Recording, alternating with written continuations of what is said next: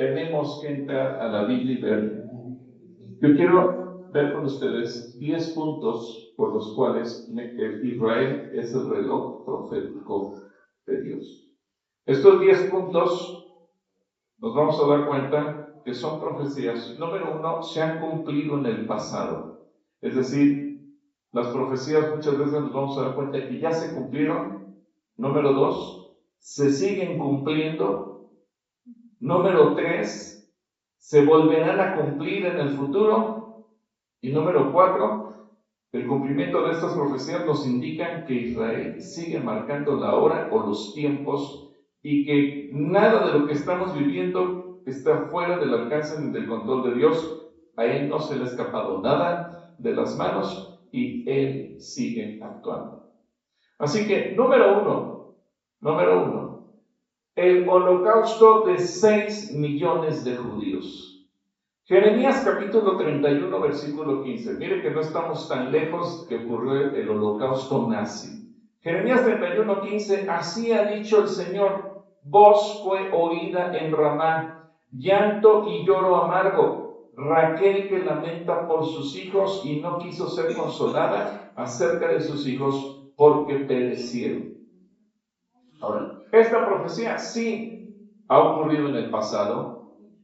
Muchos judíos fueron masacrados. Ocurrió, como lo dice el Evangelio de Mateo, cuando Jesús nació y Herodes mandó asesinar a todos los bebés menores de 2 años. Pero esta profecía se volvió a cumplir en el régimen nazi cuando planeó la solución final para asesinar y terminar con el pueblo judío entre 1939 y 1945 de nuestra era. Y muchos pensaron que el pueblo judío había llegado a su final, que estaba recibiendo el castigo merecido de parte de Dios, que no había consuelo, que estaban en las cenizas de las cuales resurgieron, como también está profetizado. Lo que nadie se imaginaba es lo que dice Dios: así como te castiguen, también te voy a consolar y te voy a restaurar. Y gloria a Dios, que 3 años después que terminó la Segunda Guerra Mundial, el pueblo de Israel estaba nuevamente resurgiendo de las cenizas. Número 2, aquí viene justamente el segundo punto: el resurgimiento de Israel como nación. Isaías capítulo 66, versículo 8. Fíjense qué interesante profecía, qué puntual. ¿Quién oyó cosa semejante? ¿Quién vio tal cosa? ¿Concebirá la tierra en un día? ¿Nacerá una nación de una vez? Pues en cuanto Sión estuvo de parto, dio a luz sus hijos. Pero si usted sigue leyendo todo el capítulo 66 de Isaías, se da cuenta del sufrimiento al momento de nacer. ¿Qué pasó el 14 de mayo de 1948? Independientemente que el primer ministro Ben Gurión declara la independencia del Estado de Israel, la Organización de las Naciones Unidas reconoce el nacimiento de un Estado. El que era presidente de Estados Unidos reconoce, y fíjense, le habían nombrado Estado judío, y él tacha judío y le pone con su puño y letra el Estado de Israel. Surge el Estado de Israel. El 15 de mayo, todas las naciones árabes estaban rodeando a Israel, atacándola, queriéndola destruir. Era imposible, humanamente hablando. Israel no tenía ejército, no tenía armamento, no tenía nada. Como un puñado de judíos que estaban regresando a su tierra se iban a defender, y parecía imposible que ganara una guerra. Pero si tú has leído la Biblia, te darás cuenta que para Dios no hay imposibles, y siempre que Dios quiere salir a defender a su pueblo, puede ser que lluevan piedras, que llueva lo que sea, pero Dios defiende a su pueblo. Y pese a la opinión de los expertos, de los militares, de los ejércitos, del dinero, del respaldo de la Unión Soviética en aquel entonces a estas naciones árabes, no importa qué pasara, Israel salió vencedor. Y se cumplió lo que dice Isaías. En un día nació una nación, Israel. Número 3, el regreso de los judíos a su tierra. En el libro de Ezequiel, capítulo 37, versículos 21 al 23, y esta palabra es emblemática en Israel, les dirás, así ha dicho el Señor, he aquí, yo tomo a los hijos de Israel entre las naciones a las cuales fueron y los recogeré de todas partes, y los traeré a su tierra, y los haré una nación en la tierra, en los montes de Israel, y un rey será para todos ellos por rey. Y nunca más serán dos naciones, ni nunca más serán divididos en dos reinos, ni se contaminarán ya más con sus ídolos, con sus abominaciones y con todas sus rebeliones.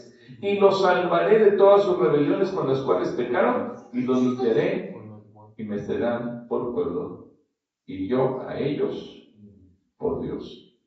Ahora, este contexto es muy interesante. Recordemos que hasta antes de la deportación en la que la parte norte de Israel fue llevado a Siria, la parte sur fue llevado a Babilonia, ahora el profeta dice, pero no van a volver como dos naciones, van a volver como una sola. Hoy en Israel es una sola nación. ¿Y cómo se llama? Israel. Punto. Y la expresión que se tiene para la gente que vive el pueblo judío. Ahora, se profetiza que todo el pueblo regresaría a su tierra después de una larga dispersión, la cual duró cerca de 1900 años, desde el año 70 después de Jesucristo, la cual fue profetizada por Jesús como lo señala el Evangelio. Y hasta 1948 Israel se convierte en un estado independiente y desde entonces millones de judíos han regresado a su tierra, incluyendo naciones de China, de América, no me refiero a Estados Unidos, me refiero al continente americano y otras regiones del mundo. Ahora, algo que a mí me sorprende es la precisión de las profecías. En Isaías capítulo 49, 12, Isaías 49, 12. Fíjense lo que dice el profeta. He aquí que estos vendrán de lejos, y aquí estos del norte y del occidente, y estos de la tierra de Sinim. La tierra de Sinim está hablando de China. Hoy en día tú ves en Israel judíos con cara de chinitos, y ves judíos morenitos que vienen del África. Y si tú ves un espectáculo de sus costumbres y sus bailes, te vas a dar cuenta que ellos tienen una composición muy curiosa, porque así como en México nuestra música folclórica tiene la influencia de Sinaloa y de Jalisco y de Yucatán, etcétera, etcétera. Bueno, ellos, ¿cuál influencia cultural tienen? Pues todos de donde han venido, pero siguen siendo judíos. Y el propio Isaías, en el capítulo 60, versículo 8, dice, ¿quiénes son estos? Fíjate bien lo que dice, ¿quiénes son estos que vuelan como nubes y como palomas a sus ventanas? Evidentemente que en tiempos de Isaías no existían los aviones, pero ¿qué vio Isaías? Que la gente venía volando de diferentes partes del mundo para regresar a su tierra. Díganme si no, esa profecía está señalando la época contemporánea. Y en la década de los 60 y 70 del siglo pasado, cuando estaba en su apogeo el retorno de judíos de diferentes partes del mundo, surgió un movimiento no solamente de parte de judíos que pagaban aviones para que el pueblo de judío regresara a la tierra de Israel. Muchas congregaciones cristianas evangélicas en diferentes partes del mundo participaron de lo que se llamó Operación Éxodo. Y esa Operación Éxodo consistía, obviamente se tenía que juntar dinero, fletar aviones y comprar la libertad de los judíos. Por ejemplo, en la ex Unión Soviética no los querían dejar salir, pero encontraron que a determinados funcionarios que llevaban el control de los judíos en la Unión Soviética, si les ofrecían dinero, yo no sé si eran rusos o eran mexicanos, pero si les ofrecían dinero decían, no, ¿cuántos te quieres llevar? Y me hago de la vista gorda. Y así sacaron a muchos judíos, pagando el avión y comprando su libertad.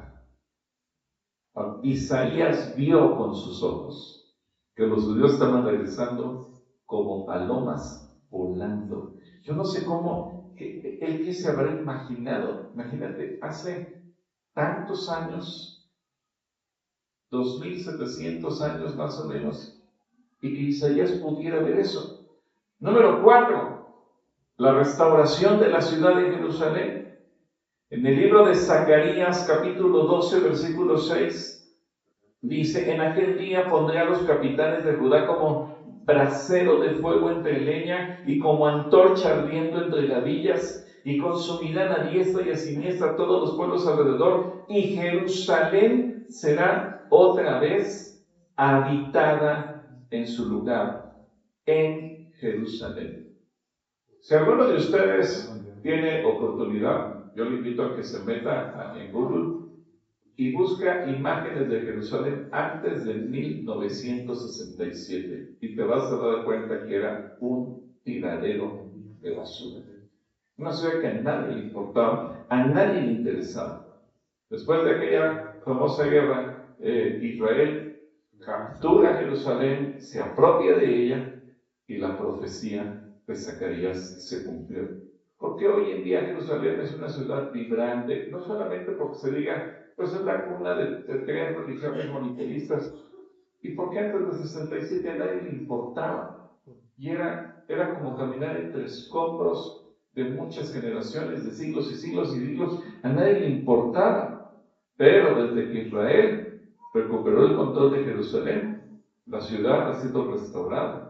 Hoy en día puede haber un edificio grande aquí arriba, y si estuviéramos nosotros entre los escombros, tú caminarías entre ruinas que han sido descubiertas, una cosa impresionante. Y Jerusalén está siendo restaurada, revitalizada, habilitada, nombrada capital de Israel, aunque a muchos no les parezca. Incluso en la ciudad de Sión, donde comienza la historia de Israel, que nos relata el segundo libro de Samuel, hace un par de meses los arqueólogos terminaron de abrir lo que se conocía como el Camino de los Peregrinos, donde se entonaba el Salmo 120 en adelante. Número 5. El avance científico y tecnológico de Israel. Esto es otra de los puntos que nos señalan por qué Israel es el reloj profético. Daniel capítulo 12, versículo 4 dice: pero tú, Daniel, cierra las palabras y sella el libro hasta el tiempo del fin. Fíjense lo que le está diciendo el Señor a Daniel: sella el libro hasta el tiempo del fin.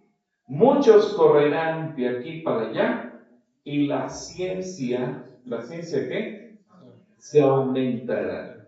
Ahora, es increíble ver que desde que Israel resurgió como nación, este pasaje ha cobrado cada vez más y más fuerza, porque el avance científico, tecnológico, médico, de comunicaciones, de transporte, de educación, de economía y muchas otras cosas que tienen que ver con el saber de los seres humanos, se debe a Israel.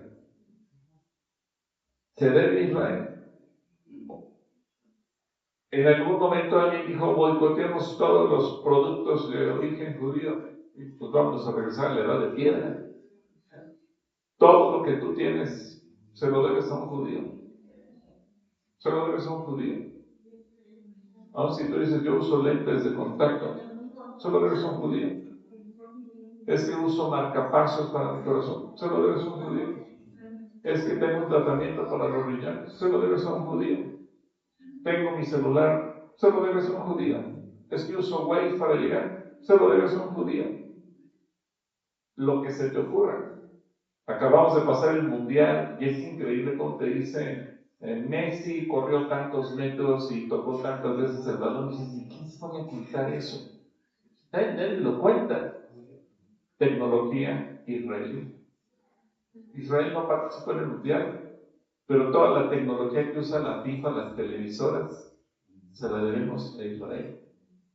Y si tú vas y ves los superhéroes en el cine, se los debes a judíos. Solo Israel tiene 59 instituciones de educación superior, una nación más pequeña que el estado de Tlaxcala de México. 59 instituciones de educación superior, 9 universidades de investigación, la Universidad Abierta de Israel, 29 colegios académicos, 20 de los cuales son públicos y 9 privados, 20 colegios de formación para profesores. Y las aportaciones del pueblo de Israel para el mundo no cesan, sin contar con todo lo que los judíos nos han dado al mundo entero. Y el Señor dijo que serían luz para las naciones, y yo lo creo en dos sentidos: en el sentido espiritual, porque como dijo Jesús, la salvación viene de los judíos. El Señor Jesús es judío y Él vino a darnos la salvación a todos nosotros, pero si lo vemos el día de hoy, prácticamente todo lo que usamos a nivel científico, médico, tecnológico, de agricultura, etcétera, etcétera, se la debemos a Israel. Y uno se pregunta, bueno, ¿y qué las demás de las naciones de la tierra no hacen algo? Sí, pero se inspiran en lo que hace Israel. Si un joven estudia medicina y dice, yo me quiero estudiar en Estados Unidos, yo le diría, aspira más alto, vete a Israel, porque ahí está la punta de lanza de los colegios de medicina. Número 6, la reforestación de Israel. Esta profesión me gusta mucho. Y junto con mi esposa Clarita tuve la oportunidad en algún viaje hacer un recorrido increíble por los montes de Israel, acompañado de gente de las universidades. Dice Isaías capítulo 41, versículo 18 al 20. En las alturas abriré ríos y fuentes en medio de los valles. Abriré en el desierto estanques de agua y manantiales de aguas en la tierra seca.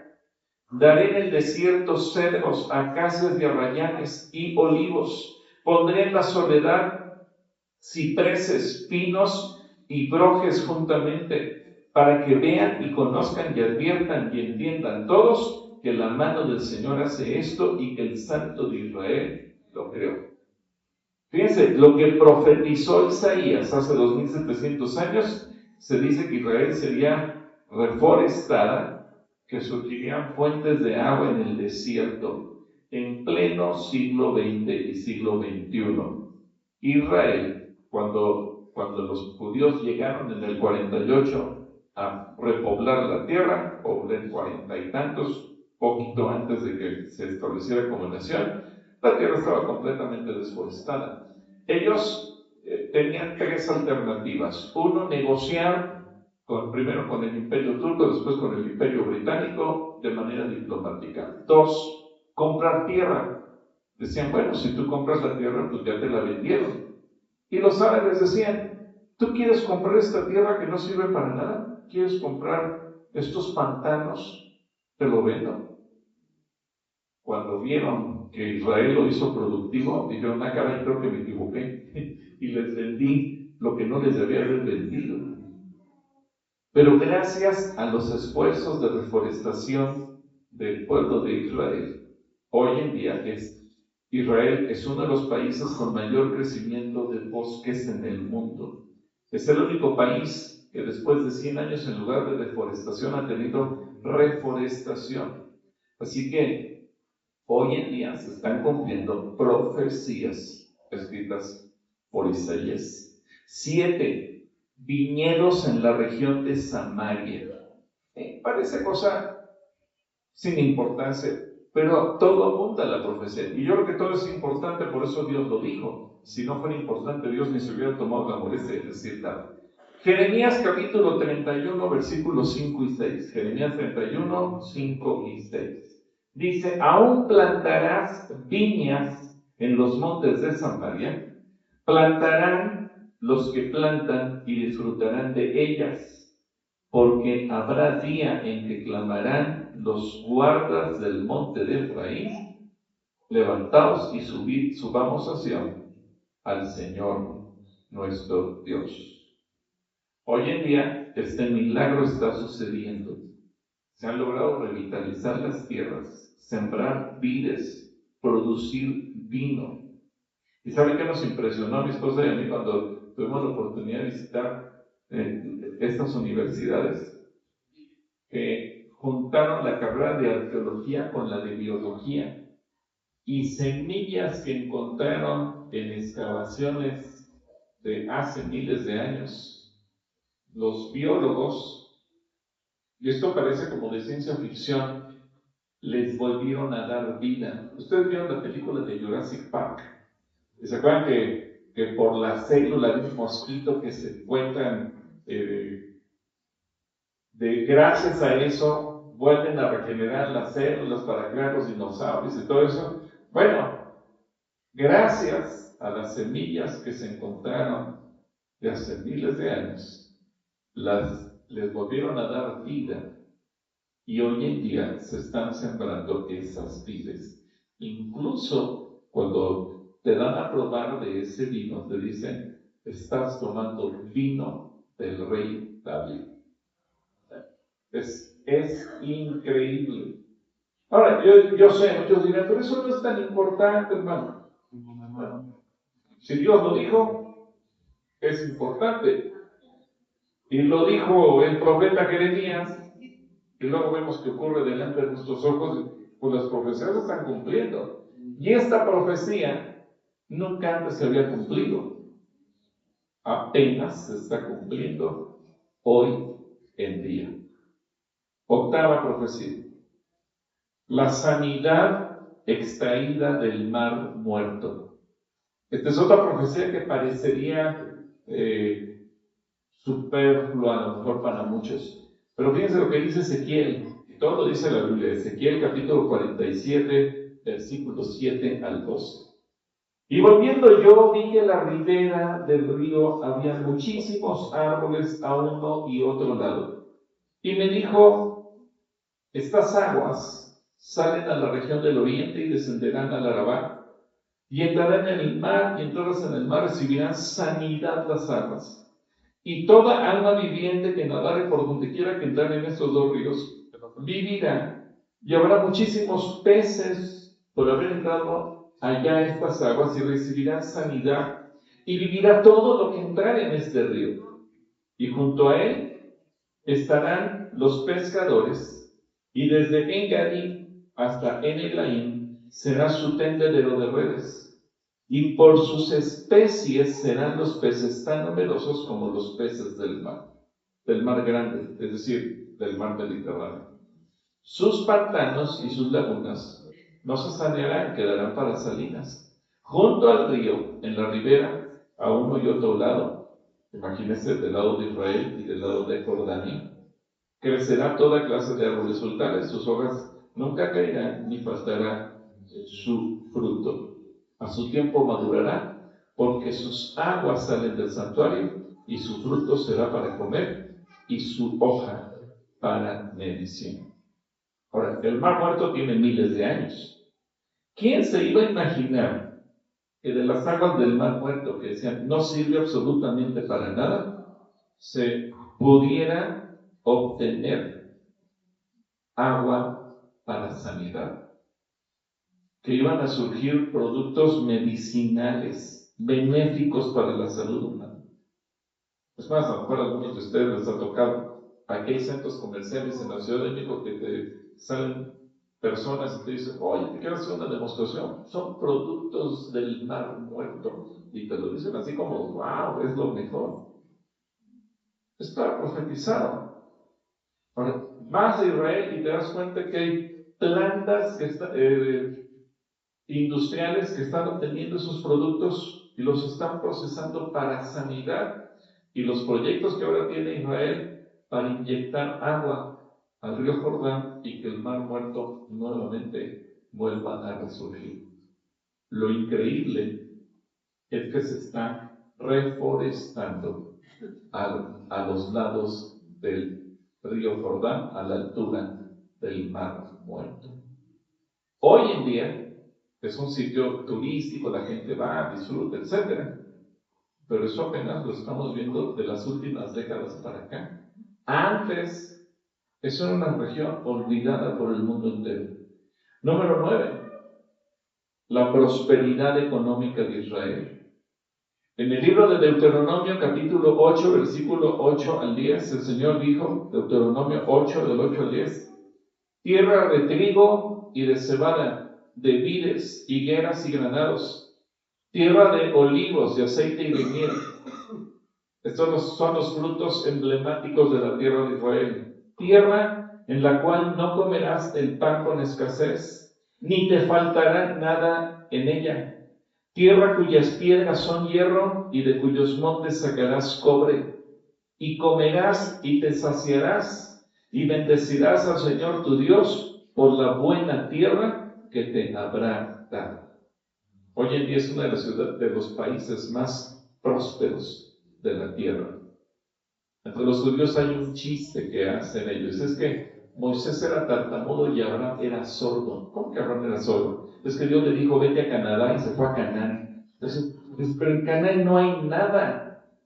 Bueno, pero ellos dicen, si Dios nos dio inteligencia, vivamos de nuestra inteligencia. Solo el primer semestre de este año, de productos y startups, empresas recién creadas por Israel, gracias a la inteligencia israelí, han obtenido ingresos por más de 140,000 millones de dólares. Israel es un país próspero. Apenas tiene una población que supera los 10 millones de habitantes. Se encuentra en la posición 96 de la tabla poblacional del mundo. 96 de 196. Pero tiene una alta densidad poblacional. Su economía se encuentra en el top 20 por el volumen del PIB desde el año 2021. En promedio, un israelí gana 5 veces lo de un mexicano. Y número 10, este quizás es el que más estamos viendo hoy en día. Aunque todas sean, aunque todas sean actuales, esta es la que estamos viendo más. Y tristemente, esto se refleja en nuestro país. El aumento de la hostilidad hacia Israel. Quizás es el más fuerte y el peor de todos. Todas las demás son importantes, pero esta me preocupa porque tú y yo somos parte de una nación que ha aumentado su hostilidad en contra de Israel. En el libro de Zacarías, capítulo 12, del 1 al 5, dice, profecía de la palabra del Señor acerca de Israel. El Señor que extiende los cielos y funda la tierra y forma el espíritu del hombre dentro de él ha dicho, he aquí yo pongo a Jerusalén por copa que hará temblar a todos los pueblos alrededor contra Judá, en el sitio contra Jerusalén, y en aquel día yo pondré a Jerusalén por piedra pesada a todos los pueblos. Todos los que se la cargaren serán despedazados, bien que todas las naciones de la tierra se juntarán contra ella. En aquel día, dice el Señor, heriré con pánico a todo caballo y con locura al jinete, mas sobre la casa de Judá abriré mis ojos, y a todo caballo de los pueblos heriré con ceguera, y a los capitanes de Judá dirán en su corazón, tienen fuerza los habitantes de Jerusalén en el Señor de los ejércitos, su Dios. Es decir, Zacarías está profetizando que las naciones de la tierra se volverían contra Israel. Hoy, la mayor parte de las naciones de la tierra están contra Israel. Me sorprendió la semana pasada que la comunidad europea, obedeciendo el llamado de Pedro Sánchez, el presidente de España, y de Macri en Francia, dijeron, tenemos que sancionar a Israel. Me sorprendió que el canciller alemán dijo, no, desde que cometimos el error del nazismo y le pedimos perdón a Israel, Alemania tiene una carga, proteger a Israel. Ahora, fíjense bien, cuando acabó la Segunda Guerra Mundial dijeron Alemania está en quiebra, los próximos 200 años se lo va a pasar pagando la deuda. ¿Qué pasó con Alemania? Cuando le pide perdón a Israel, Alemania sale de la crisis, paga la deuda y hoy en día Europa depende en gran medida de Alemania. Pero la posición de Alemania es, yo protejo a Israel. Pocas naciones de la tierra hoy en día están protegiendo a Israel. Me preocupan las naciones que están en contra de Israel. En los últimos años ha habido un aumento significativo de la hostilidad hacia Israel, incluyendo la creciente ola de antisemitismo en todo el mundo y la creciente presión internacional para que Israel ceda territorio a los palestinos. Israel dice, yo no quiero guerra, yo quiero paz. Pero si le pongo las armas me van a destruir. Hoy en día los grupos feministas hablan de defender a la mujer, pero un solo grupo feminista movió un dedo o levantó la voz cuando cientos de mujeres fueron violadas el 7 de octubre del 23. Parecía que no fueran mujeres. Una cosa terrible. ¿Qué pasará contra las naciones que se alineen contra Israel? Zacarías 12:9. En aquel día, fíjense lo que dice Dios, en aquel día yo procuraré destruir a todas las naciones que vinieren contra Jerusalén. Esto es lo grave. ¿Por qué los cristianos en México tenemos que hacer algo en favor de Israel y que la posición de nuestro país cambie? Ahora les hago la misma pregunta que le hice a la senadora en aquel entonces. ¿Queremos ver a México destruido? No. Tenemos entonces que amar a Israel. Entre 1938 y 1945 hubo un embajador de México en Francia que se llamó Gilberto Bosques. Él es considerado como uno de los justos entre las naciones en Israel. Gilberto Bosques convenció al gobierno mexicano de abrirle las puertas a judíos que estaban en momentos de persecución. Cuando él se dio cuenta de lo que estaba pasando con el nazismo, y este fue un hombre muy hábil que en España y en Francia comenzó a crear asilos de ancianos y orfanatos, pero eran falsos. Lo que él metía eran judíos. Rentó barcos y a esos judíos los mandó a México. Y así mucha de la comunidad judía que hoy en día vive en México llegaron gracias al señor Bosques. Ahora, no es casualidad lo que el Señor dice en su palabra. Bendeciré. ¿A quién bendecirá Dios? A los que bendigan a Israel. Y maldecirá a los que lo maldigan. Entre 1940 y 1970, México vivió lo que en la historia económica se conoce el gran milagro mexicano, con un crecimiento promedio del 7% anual, donde surgió la clase media y decían que era un milagro porque México, 30 años después de la Revolución Mexicana, se había ido para arriba. México estaba prosperando, pero espiritualmente ustedes y yo sabemos la causa. Si México bendijo al pueblo judío, Dios bendijo a México. ¿Qué pasó cuando Luis Echeverría llegó al poder? Él era un hombre antisemita que odiaba al pueblo judío. Golda Meir, cuando fue primer ministro en Israel, había convencido a los inversionistas en Nueva York, con quien tenía muy buena relación porque ella había sido embajadora de Israel en Estados Unidos, había convencido a las universidades en Israel que estaban incipientes y no tenían recursos para construir aviones, pero los había convencido: hagamos de México nuestra punta de lanza. Y los convenció que en el Estado de México, en la zona, lo que hoy es el AIFA, se hiciera la fábrica de aviones de procedencia israelí, y en el estado de Yucatán se iba a hacer las naves de mantenimiento. Se firmaron acuerdos entre la línea israelí, y Aeroméxico, de que iba a haber viajes cruzados directos Ciudad de México, Tel Aviv. Todo estaba de maravilla. Luis Echeverría, él apuntaba o aspiraba a ser el secretario general de la ONU, y entonces generó una gira por todo el mundo, una gira de los 3 continentes, Asia, África y Europa. Y Golda Meir lo invita. Luis Echeverría va, y en la Knesset, donde están todos los ministros, insulta al pueblo judío. Ustedes pueden ver, eso incluso está documentado en la Secretaría de Relaciones Exteriores.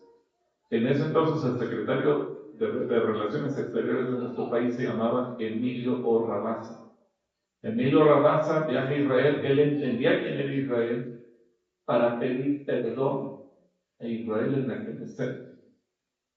Pero cuando regresa Emilio Orrabaza a México, Luis Echeverría le dice: ¿y quién es Israel para que México le pida perdón? Lo destituye del cargo, Emilio Orrabaza queda fuera, y en ese momento todos los pactos y convenios que había para bendecir a México se vienen para abajo. Y los que más o menos recuerdan, yo tengo 62 años, desde 1975 a la fecha, somos un país que va en crisis, en crisis, en crisis, en crisis, ya merito, ya merito. Dios es claro, y todo este asunto tiene un propósito. Si bien lo vemos en el mundo natural, Dios no ha perdido el control. Y termino con esta cita, Zacarías capítulo 14, versículos 2 y 3. Porque yo reuniré a todas las naciones para combatir contra Jerusalén, y la ciudad será tomada, y serán saqueadas las casas, y violadas las mujeres, y la mitad de la ciudad irá en cautiverio, mas el resto del pueblo no será cortado de la ciudad. Después saldrá el Señor y peleará con aquellas naciones como peleó en el día de la batalla. ¿Qué les parece si oramos por México para que México pueda bendecir a Israel? ¿Se quieren poner de pie? Padre, no cabe duda que tú has hecho de la nación de Israel tu reloj. Porque cuando vemos todas las profecías y lo que tú dices que habrá de acontecer, nos asombra ver la precisión, los detalles, cómo todas las cosas se han ido cumpliendo según tú lo dijiste. Usaste hace miles de años a personajes como Zacarías, como Jeremías, como Daniel, como Isaías, el propio Moisés, cuando habló de ello. Muchas profecías, sí, se han ido cumpliendo a lo largo de los siglos, pero muchas otras, apenas de 1948 para acá, se comenzaron a cumplir. ¿Cuántas de esas profecías tú tenías guardadas, las tenías reservadas? Y aunque pasaron muchos siglos, a ti no se te olvidaron. Aunque pasaron muchos siglos, tú las tenías listas para que se fueran cumpliendo una a una al paso de los años. A mí me emociona, Señor, saber que somos los que estamos aquí vivos hoy, parte de una generación a la que le toca ver con nuestros propios ojos el cumplimiento profético de todas estas escrituras en tu pueblo Israel. Me duele ver que en mi país, México, al que amo, tome una posición en contra de Israel. Desde la presidente hacia todos los demás gobernantes, diputados, senadores. Me avergüenza, Señor, y te pido perdón por ello, que nuestros diputados y senadores hagan recomendaciones y tomen partido en contra de tu pueblo. Pido perdón por México cada vez que en las Naciones Unidas se emite algún resolutivo en contra de Israel y que México vote en contra de Israel de manera sistemática. Señor, perdónanos como nación. Y yo sé que aquí vemos un remanente de tu iglesia representando varios estados de la República. Señor, desde aquí queremos bendecir a Israel. Levanta tu voz y bendice a Israel. Bendecimos al pueblo judío. Señor, tú nos sacrificaste a ellos para que nosotros pudiéramos conocerte. Pero tú dices en tu palabra que también tendrás misericordia de ellos como la tuviste de nosotros. Ellos no han dejado de ser tu pueblo porque tú dijiste que la única manera en que ellos podrían dejar de ser tu pueblo sería si las leyes de la naturaleza desaparecieran. Y eso no ha ocurrido, ni ocurrirá hasta que tú vengas por segunda vez. Por eso bendecimos a tu pueblo, lo amamos. Oramos por la salvación de cada judío. Oramos para que tú estés con ellos. Y gracias, porque a través del pueblo tú nos has bendecido. Primero, porque Cristo Jesús vino a la tierra. Porque a través del pueblo judío nació la iglesia. Porque a través del pueblo judío nosotros pudimos recibir las Escrituras. Y porque hoy en día, por si fuera poco todo lo anterior, a través del pueblo judío, tú nos bendices de tantas y tantas maneras, incluyendo cuestiones de salud física, emocional, psicológica, científica, adelantos tecnológicos y tantas cosas más. Padre, oramos puestos de acuerdo para que la posición de México cambie en favor de Israel. Yo creo en los milagros y veo que si países como Colombia, Honduras, Guatemala, Argentina llegaron a tener gobiernos anti-israelíes, hoy en día están teniendo gobernantes a favor de Israel. Padre, pedimos que el mismo milagro ocurra en México y que tú levantes aquí gobernantes que se pongan decididamente a favor de Israel, a quien bendecimos en el nombre de Jesús. Amén. Muchas gracias, Dios les bendiga.